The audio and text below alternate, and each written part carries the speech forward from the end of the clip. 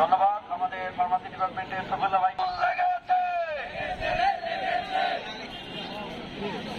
ধন্যবাদ আমাদের সাধারণ শিক্ষার্থীদেরকে, একই সাথে আমাদের নর্দার্ন ইউনিভার্সিটির প্রশাসনকে আন্তরিকভাবে মোবারকবাদ জানাতে চাই যে তারা আমাদের এই প্রোগ্রাম অনুষ্ঠিত করার জন্য সার্বিক সহযোগিতা করেছেন।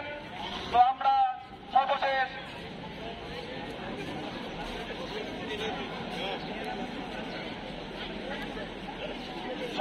আমাদের সমাপনী বক্তব্য নিয়ে আসার জন্য অনুরোধ জানাচ্ছি আমাদের প্রিয় ভাই মেহরা হোসেন ভাইকে।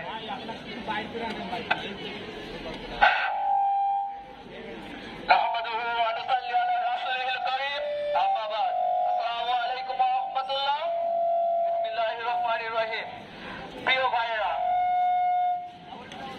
ভাইয়েরা, আজ আমি শুধু বক্তা নই, আমি তিস্তাপাড়ের মানুষের কণ্ঠস্বর। তিস্তা আমাদের প্রাণ, আমাদের ভবিষ্যৎ এবং বাংলাদেশের ভবিষ্যৎ। তিস্তা শুধু আমাদের একটি জলাধারা নয়, তিস্তা আমাদের স্বপ্ন, আমাদের সম্ভাবনা। যদি কৃষক বাঁচে, দেশ বাঁচবে।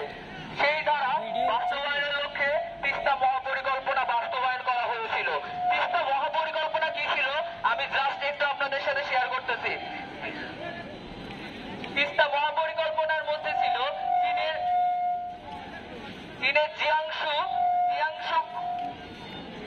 জিয়াংশু প্রদেশের সুকিয়ান যে